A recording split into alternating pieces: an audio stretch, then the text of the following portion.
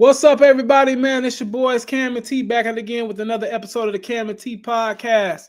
I am your co-host, Tony T. Tom West. We are on episode, I think, 9 of season 3, man. If you like this type of content, go ahead and like the video if you're on YouTube. And then also as well, go ahead and listen to us on Spotify, iTunes, anywhere that you get your podcast to. You can check us out over there. Like I said, I am your boy, Tony T. Tom West. And we got my brother from another mother, Cam. How are you doing today? Happy podcast day, brother.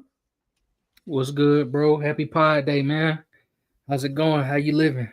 Whew, busy, man. Busy as always. But good, though. I can't complain. It's been pretty good. How about you?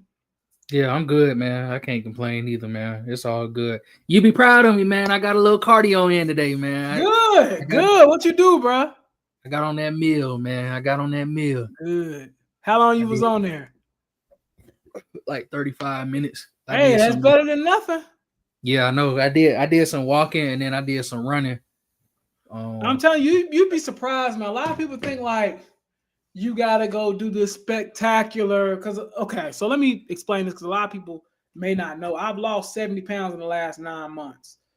So a lot of people think that you gotta do this crazy jumping off the walls and doing all this Olympic stuff to lose weight. You really don't. The two main things you need to do is track your calories and move around more. Honestly, like that's really what it boils down to. Like everybody asks me, like, how did you do it? I stopped just eating everything and anything, and I also started like getting 10,000 steps a day. That's pretty much how I lost the weight, bro. Like that's pretty much how I did it. Like it was really no science to it. I started moving around more. I started lifting weights, and I start checking what I eat. So that's kind of how the weight fell off for me, for real. Did you So just keep doing that, man. Just start off with something small. And I'm telling you, by time you know it's gonna be your regular routine, man. Yeah.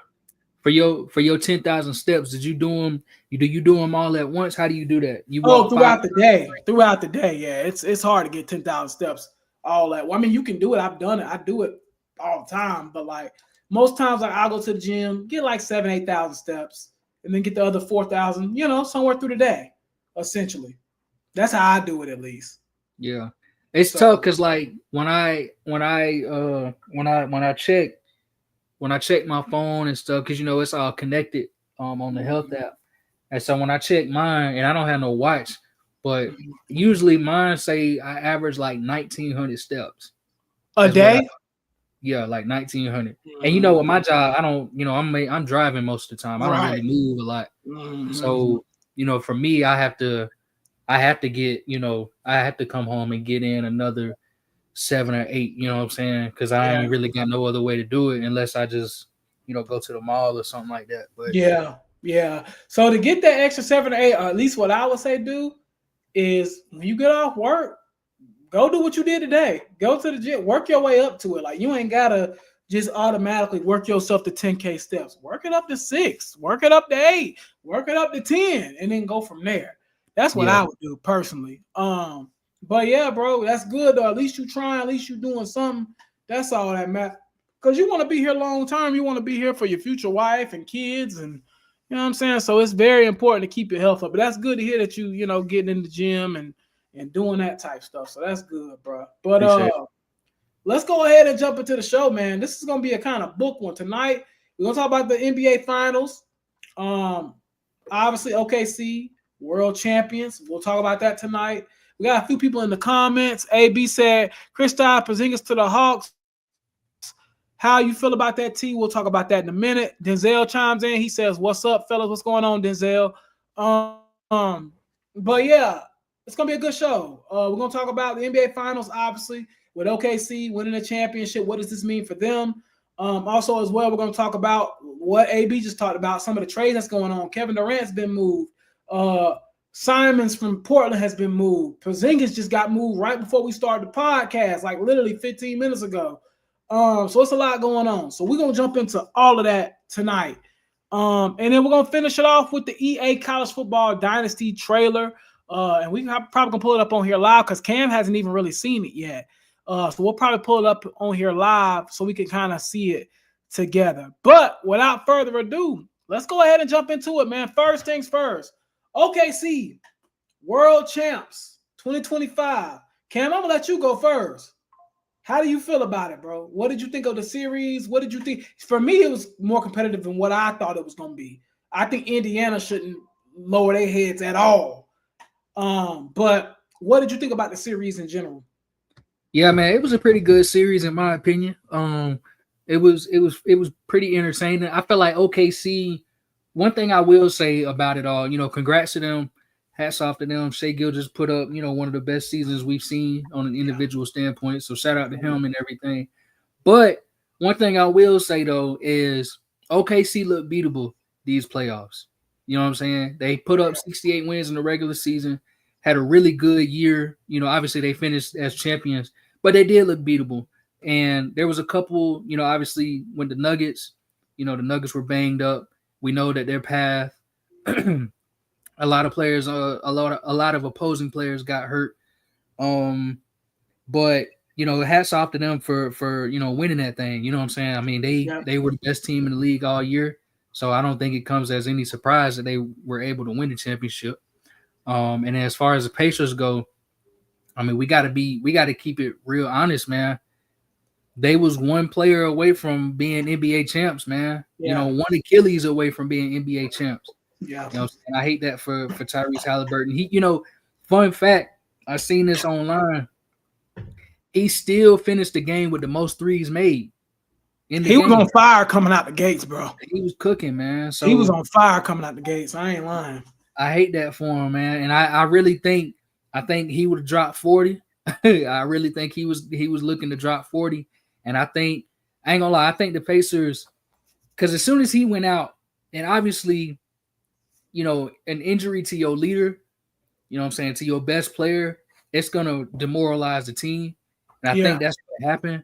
But at the same time, Halliburton, I mean, he seemed like he really made that team look great. You know what I'm saying? Yeah. And so him leaving the game like that, and then them just, OKC coming out in the third and essentially blowing them out the water, running them out the gym. I mean, that, it was really heartbreaking for, I know it's heartbreaking for Pacers fans, but as a fan of the game and somebody who, I wanted to see a really good game 7, and unfortunately an injury like that really it really tarnishes it. But once again, OKC, regardless, had a really good shot to win. They was at home, they was a number 1 seed, and they pulled it out. So so good for them, good for Shai Gilgeous-Alexander and the crew. Yeah, I agree. Yeah, I mean, again, I'm with you, man. It's disappointing that we didn't get to see Holly all the way through the game because he got off to a hot start. I think he came out the gate and was like, I don't know, he had like 9 points off the gate, didn't he? Like off rip. He was 3 for 4 from 3 before he got hurt. That's what I thought. He was playing tremendous, and then the Achilles situation happened. So now you look at the Pacers season for next year, and similar to Boston and probably Milwaukee too, their season's cooked next year, essentially. Yep. The East is wide open. We'll get into that, I guess, when we start talking about the trades, but the East is wide open, like wide open. So we'll talk about that after a while. But yeah, I mean, it's an unfortunate situation. Kudos to OKC. I know my boy Live from Carolina, he's an OKC Thunder fan, so shout out to him. He in the comment section. I will say this. It does suck that we didn't get to see Holly fully healthy, but OKC was the better team all year, if we're going to be technically honest. Yep. What Indiana did this playoff series was impressive. What Rick Carlisle did this playoff series and this season was impressive. But OKC was the team to beat this year when it got to about January. You knew what it was. It was going to be OKC or nothing. So good for them. They handled business. They did what they were supposed to do. And AB kind of brings up the thing that we talked about last week. AB says OKC is not done winning championships. They're still young and only getting better. They also have a lot of first-round picks. Draft is tomorrow. I think they have 3 picks in that draft alone in the first round. So again, OKC is, I said this last couple of weeks, they're not done winning championships. They'll probably be back again next year, to be honest with you. Sam Presti has done a tremendous job with that organization. He's been there since he was 29. I think he's 47 now. And I think we got to start having a conversation about like Hall of Fame GMs because he's up there. Like he's up there with the Howie Rosemans of the world. Like we're talking like sports in general. Howie Roseman. What's your boy at the Ravens? They've always done a really good job. Costa right now. Costa, right. He's up there with those individuals when it comes to he's working his way. Now he got the title on top of that. He's working his way up there. So shout out to Sam Presti as far as like what he's built in OKC. And they're gonna be good for a long time and still gonna be good. And one thing too, not to mention, but they got guys that ain't even played yet. That got endless potential. You know what I'm saying? I said it last week. That Topic kid was supposed to be somebody that got endless potential, right? Chet Holmgren, we ain't even seen his max potential yet. And his defensively, he's a beast. I mean, he's dominant on the defensive side of the ball. We talking about his offense potential that we haven't even seen yet. His defense is incredible, man. Jalen Williams. I think Jalen Williams might still be ascending. You know what I'm saying? We don't know if he's a finished product. I don't think he's done yet. You know what I'm saying? And then obviously Shai Gilgeous-Alexander, 26, 27, he's still ascending. So that's a team there. A lot of young guys, like you said, a lot to like moving forward. And I kind of agree, man. I think, unless one of these other teams in the West, and we'll get into that here in a second, but unless one of these teams in the West can knock them off, I really don't see any other team in the NBA currently that can compete with the OKC Thunder. Yeah, I don't either, man. We talked about it last week. We just don't see anybody long-term wise that's competing with the OKC Thunder. And we might bring up a team in a minute that made a big trade over the weekend, but I just don't really see it. To be quite frankly honest with you. But again, kudos to OKC. Kudos to their fans. Shout out to my guy live from Carolina. I know he a OKC fan. They've been wanting this moment for a long time. Shoot, I want that moment for my Panthers one day. So I definitely am happy for their fans. And that's a really good fan base. OKC did a really good job when Katrina happened and New Orleans went up there and played for that year. They did a really good job then. And I'm glad that they're getting, to win a championship. And I think they had like 2 million people at the parade today, like something crazy. So shout out to them. And I'm happy for them. And they deserve to be there. Now, let's talk about the NBA in general and trades and stuff. Let's get to the biggest one of the weekend first. Kevin Durant traded to the Houston Rockets. The Houston Rockets send Jalen Green and also, well, who else did they send? It was Jalen Green and that was Dylan Brooks. Brooks. That's they right. sent Dylan Brooks. I'm gonna start off on this one. Houston got absolutely fleeced. And I'm gonna tell you, not Houston. The Suns got absolutely fleeced. I'm gonna tell you why. Now I know I talked about this last week, and I said I don't think Kevin Durant is worth the overall crap. I just don't. But I'm gonna tell you why the Suns got fleeced. Let's be honest. Dylan Brooks is at the back end of his career. Let's cut to the chase. He's towards the end. Let's be honest. You would agree with me there, correct? His good years was probably, or at least mediocre years was in Memphis. Those days are over. Jalen Green, I do like that move. He's a young guy, but he's a guy that likes to have the ball in their hands. Guess who else on that team likes to have the ball in their hands? Devin Booker. So now you're looking at a situation of, are you moving on from Devin Booker too as well and just blowing this thing completely up at this point? So I don't know how that is going to work. Now, they do get the 10th overall pick, and what is a pretty good draft? I mean, this is a pretty talented draft. I would say the top 8 or so players are pretty good, but they're at pick 10. To me, Houston giving Kevin Durant, who I don't care what age he is, he's going to give you 24, 8, and 7 or something like that every night. You add that with the Thompson twin, Jabari Smith, and Sagan, and Fred VanVleet still there. I forgot about him. He's still there. And again, at the back end of his career, but still though, still a decent player.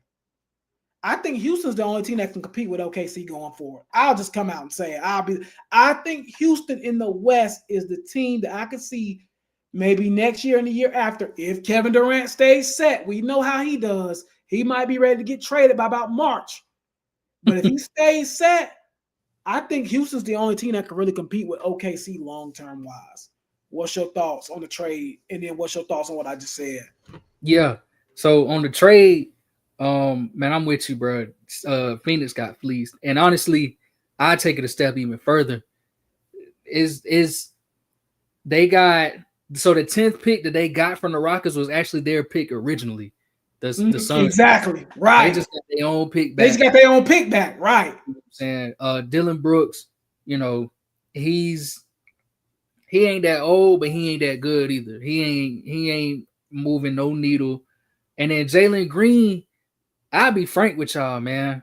He ain't good, bro. At this moment in time, he ain't. You don't think? I haven't given up on Jalen Green yet, though.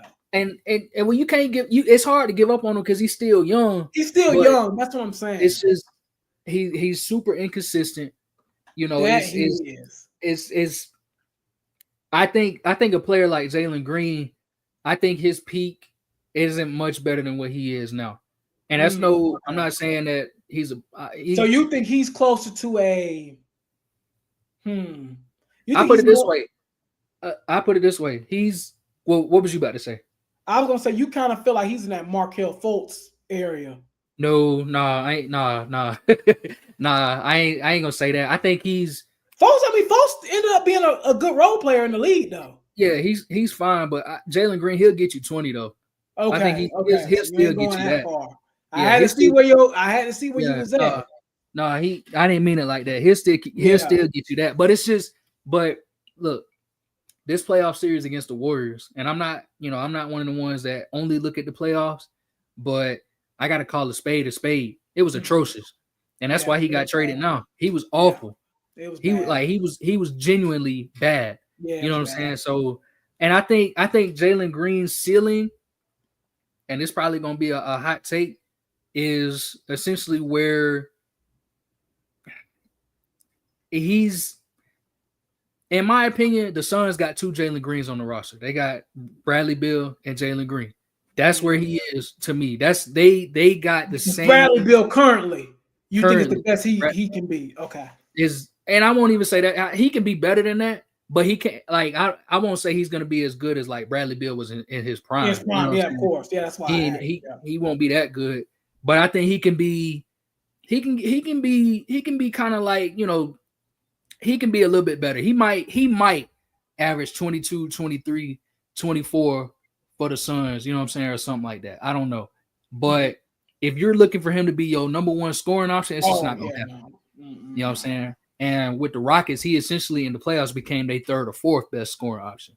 And that's why he got sent out. You know what I'm saying? So basically what I'm saying is the Suns pretty much, they got a loaded, I won't even call it a loaded backcourt. They got a full backcourt because now you got 4 or 5 guards. You know what I'm saying? You really ain't got no wing players. You really ain't got no bigs. You know what I mean? I mean, the Suns, it's a bad situation all around. Like you said, they got the number 10 overall pick. Who are they going to select with that? We don't know. You know what I'm saying? Because we don't know really how the draft is going to shake out, and we're going to talk about that in a second too. Mm-hmm.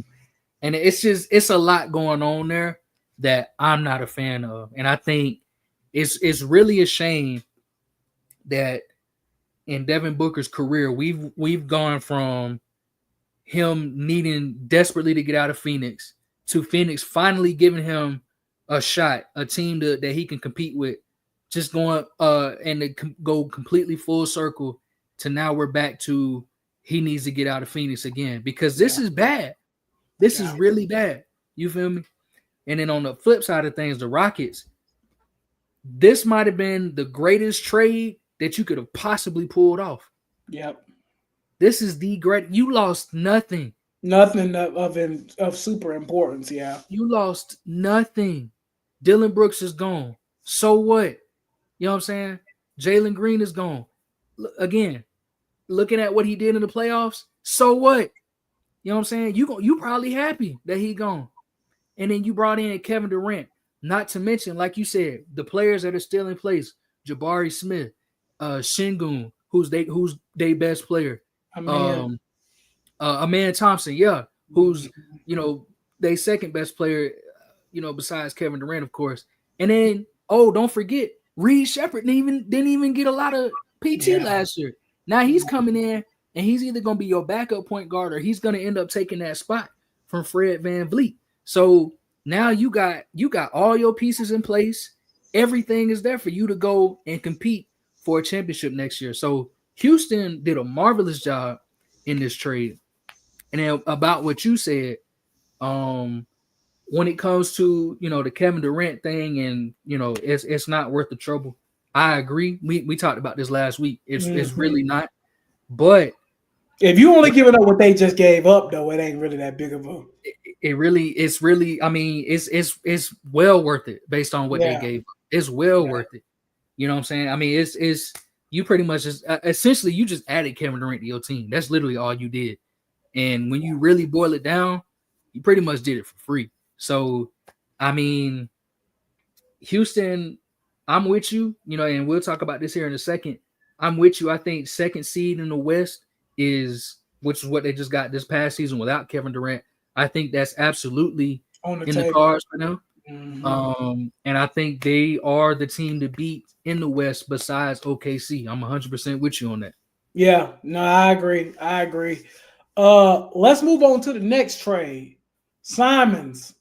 Yeah. He got moved too. That's another kind of. So we thought, and I don't know though, my tune done kind of changed now a little bit. Drew Holiday, and this happened, was that last night he got traded? So I woke up to it this morning. So yeah, it was last night. Simons essentially got traded for Drew Holiday, which again, Drew Holiday, back end of his career, towards the end. Simons, young, up and coming player, decent role. I would say decent start. I'm not even gonna call him a role player. Like he's a good player. Yeah. They sent him to Boston. Now, I guess I'll give my take first. Portland, what are you doing? This makes no sense to me with Portland, like at all. Like I don't get it. Like I don't know why Portland thought this was a good idea. I don't know. I just don't know why they thought this was a good idea. Portland's not in a space where they thought or think that they're ready to win now. I feel like going after a person like Drew Holiday is like a win now move, which is why Boston did it in the first place. So I don't really understand that. And Simons is a good player. I mean, he's a great player, and it's like the rich get richer. Like we thought Boston was going to have an off year, and now I'm like, you know what? Simons isn't Tatum, but that's a pretty good daggone replacement. Like that's a pretty good daggone, like, you know what I'm saying? Like it's just kind of like, dang, I thought Boston was going to fall off a map a little bit this year, but now I'm starting to think they might be all right. You know what I'm saying? Because it sounds like, and you was telling me something about Jaylen Brown might get traded. I don't know, but if they keep Jaylen Brown and Simons, they could probably still pull off with the roster they got 45, 50 wins. You know what I'm saying, with that roster. So, yeah, I mean, again, I just think I don't know what Portland's doing. I don't know what their vision is. And really, it seems like it's been that way for the last couple years that I don't really know what Portland's vision is with Chauncey Billups and all that. But again, man, I didn't understand it. I didn't get it at all. Yeah, I don't know either. I seen somewhere that they was talking about trading DeAndre Ayton or Robert Williams too. So I really don't understand, what they're. So maybe they're in blow it up mode and stink for a year and get the number one pick next year. Maybe that's the route they're playing. I don't know. Maybe, but my thing is, I'm kind of like you. I mean, what are you blowing up? Because y'all was already kind of stinking. I mean, they had a better season this past season. I think they ended the season pretty well, but Chauncey Billups ended up getting himself an extension, but that don't mean nothing in the NBA. You know what I'm saying? No. So, you got Scoot, you got Shaedon Sharpe. I really don't know, what else they got. Oh, and Klingon. They got Klingon and yeah. So I mean, I kind of understand it. Maybe it's expiring contracts or something like that. Maybe they just feel like they need some, more cap space or something. I really don't know, but Yeah, I don't know what their mindset is. I don't know what Simon's contract situation is. Maybe they just felt like they wasn't going to pay him, or he felt like he wanted to leave or something like that, and they just felt like this was the best move for him. I really don't know. As far as the Celtics go, I mean, this was a pretty good trade for them. I mean, like you said, that's you're talking about trading to somebody. Drew's still a good player, but he ain't as good as he was. You know what I'm saying? I mean, he really is at the end of his career. Right. And then you got, like you said, Anthony Simons, somebody who, you know, he'll get you kind of like Jalen Green, but probably, in my opinion, probably a little bit, maybe a little bit better. He'll get you 20 as well. And I think in Boston, he has a really good shot of finding a role there. Mm-hmm. Kind of like what you were saying. He was like Portland's main attraction, but in Boston, you know, you still got Derek White, Jaylen Brown. If he's able to come back, you got him. Al Horford is there. You know, Peyton Pritchard is there. Boston still has a pretty good roster. You know what I mean? So I think Anthony Simons has a chance to. He'll come in. He might be their leading scorer next year, but he doesn't necessarily have to be their top player. You know what I'm saying? Yeah. And I think that's a good situation for him. So, I think that's a pretty good trade for Boston. Not so much for Portland, but you know, I don't know exactly what their plan is. You know, I don't know what the rationale. Yeah, I don't know what it is either, but I guess we'll find out soon, man. Let's move on to the next one. Now, I really wasn't familiar with this trade because, like I said, I had a busy day at work. But Jordan Poole got traded today too, as well. Yeah. To New Orleans. You was kind of telling me about it, so I'm gonna let you kind of break it down because again, I didn't really even know until you told me right before the podcast. Yeah. So kind of break that down to me a little bit. It was Poole for. Okay, hold on. The Nets just did something that looked like. Hold on, what now? I'm trying to see what they're talking about with the Nets. Hold on. So the Nets just made a move? I don't know. Nah, they was in the trade with y'all. I'm just saying they got 5 first-round picks this year. That's what it is. Oh, okay, gotcha. Yeah, so they trying to OKC it. But basically, so this is what it looked like for the Pelicans and the Wizards trade. So the Pelicans traded CJ McCollum, Kelly Olynyk, and a future second-round pick to the Wizards for Jordan Poole, Saddiq Bey, and the number 40 pick. And then it says, so they swapped guards. McCollum had an expiring contract, and Washington is just going to have a lot more cap space, essentially, because Jordan Poole's contract is off the books now. So one thing about it, so the Pelicans, the trade, I mean, Washington, look, we know Washington is in full-blown tank mode. You know what I'm saying? Yeah. That's what they've been there for like 5 years now. You know what I mean? Ever since they let both Beal and Westbrook go. Washington is a bad team, and they want to be bad. That's their goal. They want to be bad, and they want to have a lot of cap space because they're trying to get free agents and this, that, and the third, right? Mm-hmm. The Pelicans looks like they're trying to go younger. They're trying to get, you know, they got DeJounte Murray there. I think he tear his ACL or something this past season? Yeah, he did. Yeah. Yeah. So he's probably gonna miss part of next season, if not all of next season. So they brought in Jordan Poole, who's, you know, he's a young player. Another guy that's in that same, you know, realm. Anthony Simons, Jalen Green. I think he's a lot better than those guys, but he's still a guy, 22, 23 a game. That's kind of his bread and butter.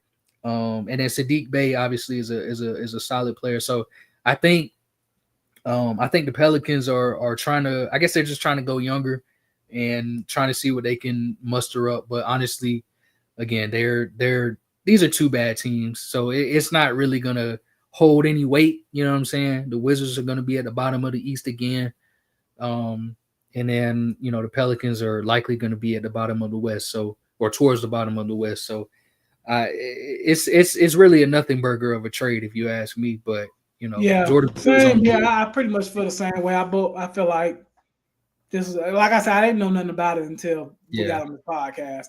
And then last but not least, last trade that AB asked about earlier, and that just happened before we got on this pod, Porzingis is heading to Atlanta.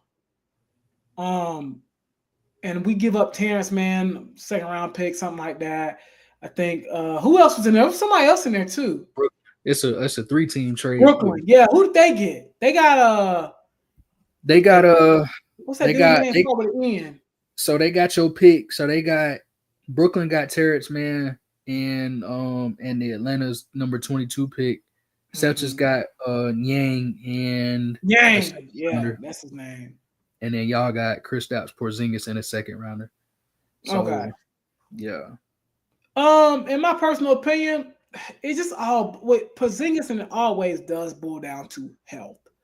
This is a move where the Hawks didn't see Terrence Mann their long-term futures. I never seen it. I think it got to a point of hell. Let's risk it. We ain't got nothing to lose. Like the East is wide open right now, and I guess we'll probably go ahead and start transitioning into that conversation now. The East is wide open right now. You would think Boston is going to take a little bit of a step back, still be good, but take a little bit of a step back without Tatum. You would think Milwaukee is going to take a step back as well. We don't really know what Giannis is going to do yet either. So you would think, Milwaukee's going to take a step back. You would think also as well, Indiana's going to take a step back now with Holly pretty much being out for certain the rest of next year. So they're going to take a step back too. So maybe the Hawks start, if we just take a risk here, take KP, put them together in a pick and roll situation with Trae Young, that could be nice if it works out. And then you already have Dyson Daniels, Jalen Johnson will be back fully healthy. I mean, that's a pretty good tandem in the East where it's already kind of weak. So I don't hate the trade. I actually like it. I think it's a pretty decent trade. It's one of those trades, little risk and could be big reward. So I kind of think that's kind of where I'm at with it. But again, health is the reason we got him at that cheap of a price. His health. That's why we got him, because Porzingis is always hurt. So we'll see how it goes. But I don't hate the trade. I actually like it, to be honest. What do you think? Yeah, I like the trade as well. I think it just helps. It's really only gonna help y'all as long as he can stay healthy. Yeah. Because he's a solid player. I mean, he's really what you're adding is his 3-point ability. That's really what we're looking at at this point in his career. So I think that this is kind of the piece that I kind of said was missing last week, that I felt like that y'all could, if y'all could add a player without losing somebody in your lineup. I mean, y'all got a really good, your top 6 players is probably as good as it's going to get in the East, to be completely honest with you, for next year. It's Cleveland, it's Orlando, and it's y'all in terms of your top in New York, in terms of your top 6 players. You know what I'm saying? Because you got Young, you got Johnson, you got Daniels, you got Risase, you got Porzingis now, and you got your boy, what's his name? Onyeka Okongwu, yeah. So I mean, you got a pretty good lineup there. You know what I mean? Mm-hmm. I just think it's going to take, coaching. It's going to take stability, health. Everybody got to be on the floor. And I think y'all can make a pretty good move. As far as the Celtics go, this is kind of another thing, like we just said. They offloading. I think they're really trying to stink next year, but also try to be competitive enough to where, if they can get into the play-in and they feeling good, or, if they can take one of them playoff spots, they feeling good. But if not, hey, we got a clear shot at getting a top 3 pick or something next year. You know what I'm saying? So it is what it is. That's kind of part of the whole lottery situation, where a team like the Celtics, they'll be in the lottery next year likely. And it's a good shot that they mess around and end up with the number 1 overall pick. You know what I'm saying? The way things been going last couple of years. That's like I said, AJ DeBansa is the number 1 projected overall pick last year. Yep. He went to high school, and he's actually from Boston, and he went to high school out there in Utah. And both of them teams could be potential first overall picks. So don't be surprised if the NBA cook up another one. So Adam Silver, don't be having them black Tahoes pulling up outside my house. I'm just telling you. Don't be surprised if that happens, though. Don't be surprised if Utah or Boston's at 1 and AJ DeBansa is coming out. I'm gonna be literally 0% surprised. If y'all can do it, everybody put your future bets in now. Utah, and put 2 bets in. Utah, Boston. Do it. Going to send it through now. Going to send it through now. Don't surprise me at all. I'm just telling you. All right.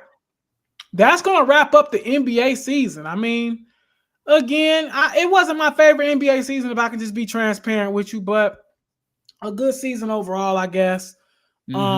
And now we're in those summer months where there's just not really a lot going on. But there is something to hold us over until August, that last weekend in August. And that is the EA college football game that debuted last year and is coming out again this year. So that's coming out. The Dynasty trailer dropped today. So Cam hasn't seen it yet. You said you haven't seen the trailer. I watched it at work, but I didn't really get to focus on it, if that makes any sense. So we're gonna roll the clip here now and watch it together on here. And kind of just give our feedback. So I'm gonna do that now. But Cam, what are some things you want to see in this trailer before I get things going? It's just Dynasty. I want to see. It's just Dynasty. Man, I want to see. I don't know, man. Expanded recruiting, something like that. You know what I'm saying? Just more in depth processes. Okay. You know, anything like that, man. Just give me more of what was already good. You feel me? Okay.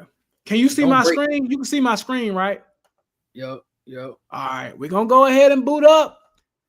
With their talent. Hold on, let me. That 3-star freshman who is happy with average facilities. Can you hear that? If he's an All-American. Can you hear it? Yeah.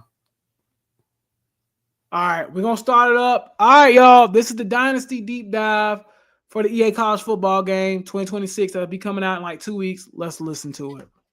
Hey everybody, it's Kirk Herbstreit.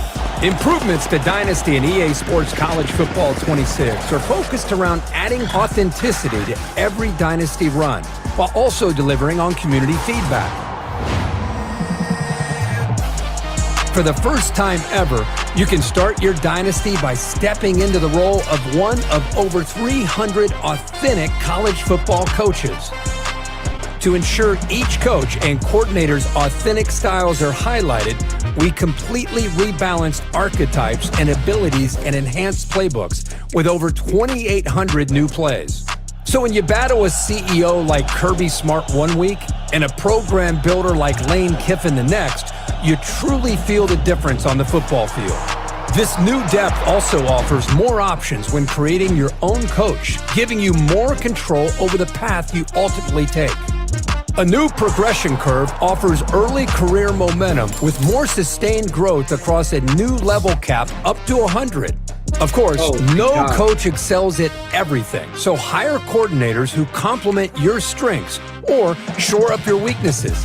And make sure to leverage your staff's active archetype perk to really accelerate your progression. Updates to how coaching archetypes are unlocked, balanced, and expanded make each coaching path even more strategic and distinct. All 3 base archetypes now require a minimum coach level to unlock, promoting focused early investment and making your initial archetype choice more meaningful. New scaling archetype costs encourage more intentional choices as you progress. Now, advancing within your specialty, like moving from recruiter to elite recruiter, is more affordable than a path that requires learning a new skill set. Preserve your Dynasty legacy with the all-new Trophy Room. Showcase every trophy, title, and individual award won throughout your coaching journey, and look ahead at what coveted hardware you still need to strive for. The new College Football History feature serves as a college football history book and lets you compare your program to the all-time greats, adding a new dimension of legacy building to Dynasty. We've revamped the transfer portal to create more realistic player movement, especially among the 4- and 5-star players. Now, from 2,000 up to 3,500 athletes can enter the portal each season, giving you fresh ways to build your roster year after year. New dynamic deal breakers are player expectations that evolve with their talent. That 3-star freshman who is happy with average facilities? If he's an All-American by junior year, he might be looking for top-tier amenities.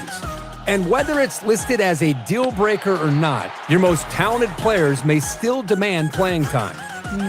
Some coach abilities can impact dynamic deal breakers, providing strategic recruiting advantages. New dynamic dev traits have a bigger impact on player growth, along with more abilities across 59 total player archetypes for better variety among athletes. And skill group levels increase from 10 to 20, so progression feels more gradual and realistic.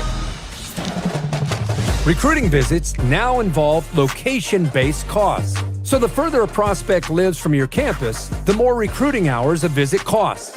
This simulates an authentic recruiting challenge faced by smaller programs who must focus locally, while powerhouses can recruit nationally. New recruiting battles create high-stakes showdowns when multiple schools are neck and neck for a coveted recruit, and team needs are now front and center on your prospect list, so you always know exactly where to focus your efforts.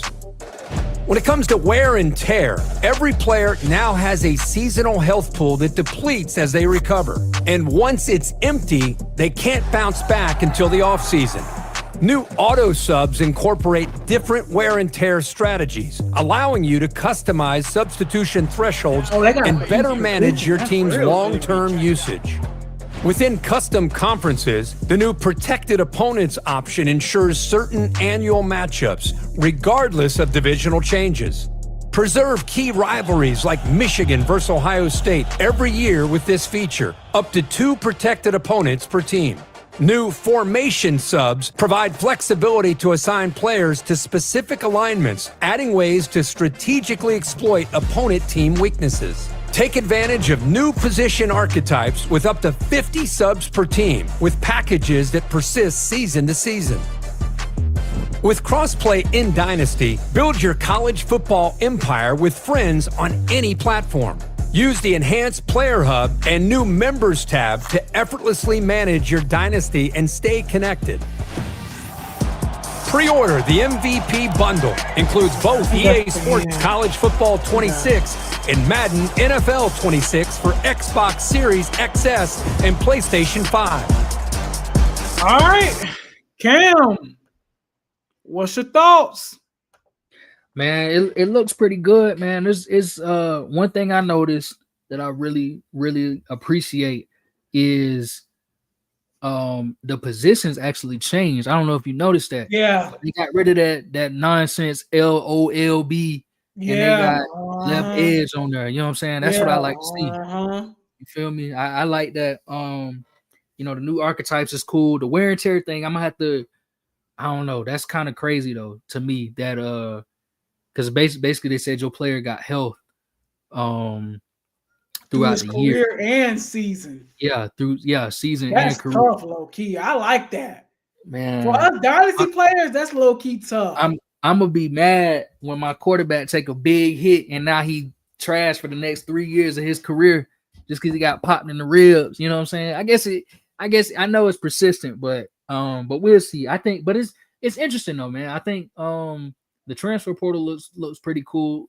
That thing that you said about it being a lot of players still locked out. That's one thing I do want to see. Yeah, I seen a lot of locks on there. I didn't see that earlier. I'm like, oh Lord, please don't tell me we're doing this again. I want more of my players to hit the portal as well.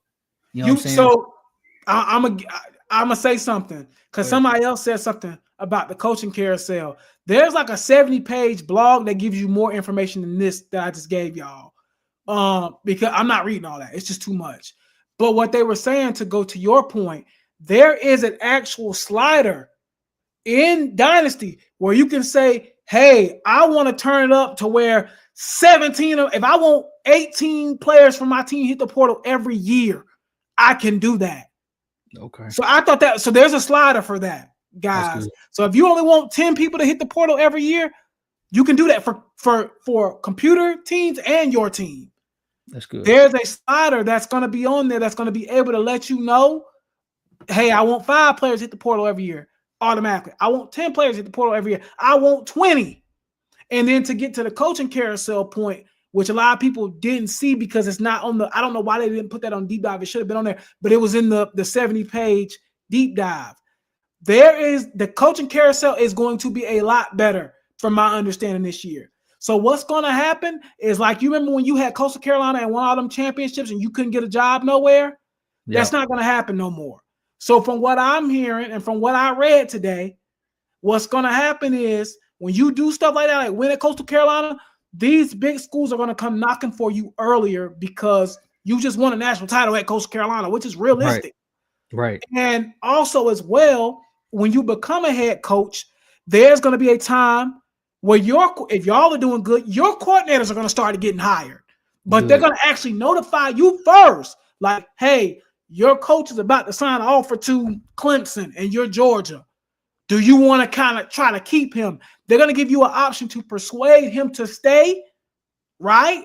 Or leave, or sweeten the pot, I think was one of the things that they said. Like, and it's one of the little skill-based things that you do in a little thing. You know what I'm talking about. But there's going to be a way that you can recruit your coach to even come back. So they're doing some things. Yeah, I thought they did a really good job on the deep dive, but I just wanted to answer that question real quick because I seen Malik had asked about coaching carousel. So there does seem to be some changes coming to coaching carousel. But go ahead. I'll let you keep going. My bad. No, you good. Good. I'm glad you said that. I like all of that. I think that was, like I said, last year's Dynasty was a really good start for them. And I'm glad they, adding more to it and they going more in depth. I wanted to be, more of a, I didn't play on like the hardest difficulty or anything like that. So I know it's not going to be extremely challenging, but I do want it to be more of a, an effort. I had to put in more of an effort to actually recruit. Like at one point I was getting like every 5-star in the country. You know what I'm saying? Like I don't necessarily want it like that. Again, I want more like the recruiting battles. I want more opportunities to lose out on recruits. I want more opportunities for my people to transfer. You know what I'm saying? What was you about to say? So yeah, I'm glad you said that. So I'm glad you brought it up how we all done did it. Just stockpile talent, like 5 stars everywhere. From what they said, this is EA again, so just take it with a caution. You're not going to be able to stockpile 3, 4, 5-star quarterbacks anymore. Like, that's not going to happen. Because they say, especially with like quarterbacks and stuff, if they're a 5-star sitting on the bench, they're hitting the portal just like in real life, which they should. Yeah. So you're not going to be able. So it's going to be more important to recruit a 5-star quarterback, and then maybe go after like a 3-star guy. That's maybe like a gym. That's going to be a little bit, especially they say, especially at 4 and 5 stars, and they say especially at quarterback. And then another thing that they didn't mention in there that was also in the deep dive blog or whatever, your player is actually going to gain weight while he's in college. So I don't know if you noticed in the last year's game, the player just stayed the same size the whole time. Yeah. In this game, you're going to actually, if let's just say a guy like Bryant Westco for Clemson, he came in at Clemson at 180, really slender, really small. You're right. Westco, when he leave Clemson in the game now, he might be 195, 200 pounds. I think that's kind of cool. Yeah. Also, as well, another thing that they brought up in the blog, a lot of things was in the blog. I'm not reading all that because we'll be on here for 3 hours. Another thing that was in the blog too as well is that you can now, your player, if he has a good season, let's say he's normal dev. And they do this in Madden already, but we know not everybody on here is a big Madden player. If your player is normal dev and he has a tremendous season, let's just say he goes the heck off, has a tremendous season, he's going to bump up to star dev. He has another good season, he's going to bump up to superstar dev or elite or whatever the next one is. You get what I'm saying? Yeah. And I like that. I think that's really cool. I think that's a good element that they added. And they also added, and I'm thankful to God. I don't know if this got on your nerves, but it got on mine. You can now manually progress your players. Like, I don't know how progression worked in the old game in 225. I didn't know how to do it. Like, because as soon as you go in there, the points are gone. So you don't really know when you're supposed to improve your player or not. So now there's going to be a section where you can manually improve your player improve players on your team throughout the year, which that's one thing about Madden I do like that they have. that you can manually improve your players. Yeah. So that's gonna be nice to have too as well. But I'm not gonna lie, I was thoroughly impressed. Only two things I did not like that I seen in the trailer is what I just told you. I still seen a lot of locked out players in that portal. That kind of bothered me. And also as well, I don't like that you still can't really recruit nobody like when they committed to somewhere. That's just not realistic. Like, I'm sorry. Like, if somebody's committed somewhere, that don't mean a daggone thing until they sign that piece of paper, bro. Until they sign. That's true. So I feel like there still should be, maybe you can't put as many points on it. And people, like, I've actually flipped the commit before in NCAA 25. I have done it. But it's just, it wasn't as often. Like, it wasn't, I might have flipped like 2 recruits my whole time playing that game for a year now. I never flipped nobody. I didn't know you That's could. what I'm saying. It's very rare, bro. Like, it's very rare to do.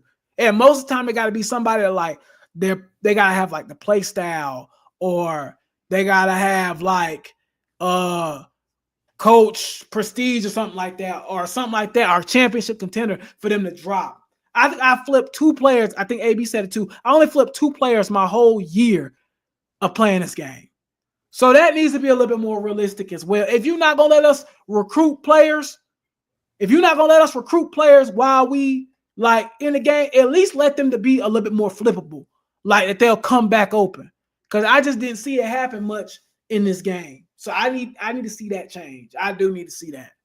But I think it's going to be a good game. I'm pretty impressed. I think for year 2, it looks pretty good. I got the early edition of the game. So I'll be playing it on, I guess, the 10th, I guess. Ain't it? I think 10th. Yeah, one of them days. Yeah, no, you playing it on the 7th, ain't it? 7th or 8th? The 7th. Yeah, the 7th. That's right. Look, one thing I do like is they finally added protected rivalries. I hated that so bad when I switched. Yeah, that's a good one. I'm glad. And they said every team, and you get to customize which two they get to keep. That's a very good ad. Yeah, I'm glad that they did that, because I got tired, because eventually I did switch over to Clemson, and I wasn't playing South Carolina on the regular until I put them in. Me either, bro. Me either. I needed that bad, so I'm glad that's in the game, man. Let me ask you something before we get off. Because I'm not really getting the whole recruiting battle thing. Because to me, it was already like that. It just wasn't Woofer. There go Woofer. But I don't really get the recruiting battle. I feel like it's just a graphic. Like, I feel like it's always like comes down to 2 or 3 teams, and then, I don't know. Maybe it's me. I don't really get the big hype about the recruiting battle thing. I think it's really just a graphic. Yeah. It was it in the deep it wasn't in the blog? No, I didn't read that much of it. I just read. I gotta go when I get off of here. I'm gonna go read some more of it, because I didn't get to read all of it, because again, it was just a busy day at work. I'm curious about that as well, because if it's like what it need to be, actually, I'm about to look it up now. But what it need to be, somebody in the comment section can even help us out, I'm okay with that. I just don't really get the whole, because they were making it like a big deal about, it's gonna come down to 2 teams, and I feel like it was kind of already like that in the old game in 25, but it just, I don't know, it felt like it was just a graphic essentially. Yeah, I'm about to check it out right now and see what they talking about, because I am. Let's see. Read deep dive. There you go. Recruiting battle. So it says, no, I don't care about that. Coach progression. No.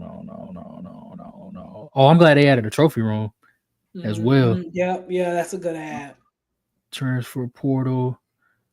And then, based on what you said too, I did like how they got better in between seasons. Like the players, like they just upgraded themselves. Because I had a lot of players. I forgot what I guess I had really high points in development or something like that. Because my players, they would go from like 85 overall to like 95 in one off season. They would train hard. Yeah, and they'd be elite. Let me see, recruiting quality of life. I don't see. Shoot, I don't see the recruiting battle thing. There go manual progression. Let me see. Control. There it go. Okay, recruit. Okay, recruiting battles. So in college football 25, there were moments when two schools were locked in a close recruiting race, and it wasn't always clear why one team ultimately won out. When both programs were neck and neck, it could feel a little random which school landed the commitment. Now, when one school reaches the commitment threshold and the other is right behind them, a recruiting battle will be triggered. The recruit won't commit right away, and instead they will set a new higher commitment threshold, giving both schools a short window to make one final push. It's not a long extension, just enough to create space for a true head-to-head finish. From that point on, it becomes a race. Whichever school reaches the new commitment threshold first secures the commitment. This is when you pull out all the stops. It's a dead sprint to the finish line. Do everything you can to push across the threshold before your rival does. Because once that new threshold is hit, that recruit is off the board. So basically, from what I'm hearing, is essentially kind of like you said how it was last year. They were doing battles, but this year it's actually like you pretty much what you said. It's just going to show recruitment battle on the screen, and then essentially it looks like you get one extra week to put more points on that recruit and try to satisfy them. I like that, but what I would have liked to add, and they used to have this in the old game, so don't tell me you can't put it in here now, is when you used to recruit against that school. So back in like 2012, you could recruit against that school. So you could say the person's deal breaker was playtime, and it's Clemson in Georgia. I'm Clemson. The other person's Georgia. At Georgia, let's say their playtime grade is a B+, but if he comes to Clemson, it's an A.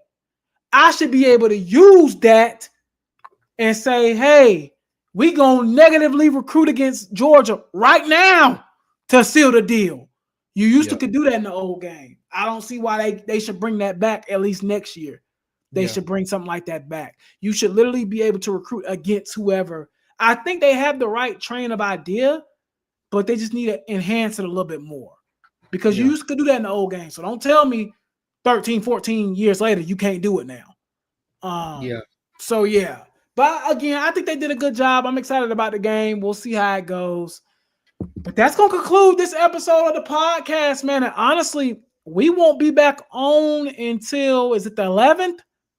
Yeah, about or 3 weeks. The 8th. Which weekend? What week did we say 8th. We were coming back? No, it's the 15th, right? The 15th, yeah. So we won't be back until the 15th, you guys. We're going to take a few weeks off. With it being, 4th of July is coming up next week. We will be posting content, though, on YouTube and Instagram and TikTok and all that. So we'll still be posting. And I'm going to get back. I don't know if you noticed, I've been posting more on TikTok lately. Mm-hmm. So we're going to get back at that.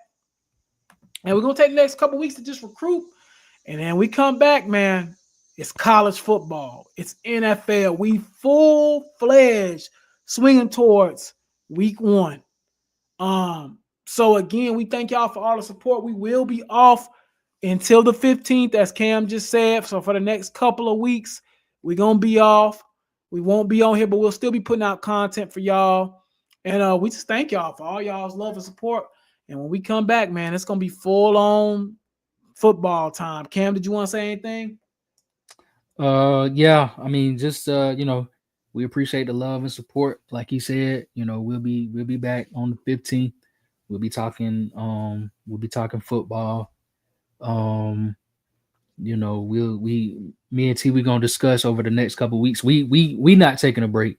We just won't be live, essentially. We're gonna talk next couple of weeks.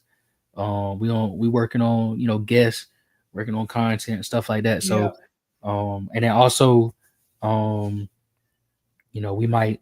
I know I done finally downloaded Streamlabs back to my PC, so we might get started streaming. I know AB was watching me stream the other night on PlayStation, but you were streaming from Streamlabs? No, I was streaming straight from the PlayStation the other night. Oh, okay. But I fell asleep on the on the stream, boy. So But yeah, so just be on the lookout for that. So you'll see us, obviously over the next couple of weeks. We just won't be on the Cam and T podcast for the next 2 weeks. But we'll be back on the 15th. Yeah. And like he said, football season, man, it's right around the corner, bro. Yeah, so, it's right there. It's right there. So we're going to be back on the 15th, man. So next couple of weeks we'll be off. But again, we won't be off. We'll still be putting out content. Just won't be in podcast form. So again, we appreciate y'all. We love y'all. We're going to holler at y'all on the next episode on the 15th. Be checking us out on Instagram, Twitter, all that, TikTok. We're going to be posting content the next couple of weeks. We appreciate y'all. We love y'all. We'll holler at y'all on the next one. Y'all be easy. Y'all have a good one.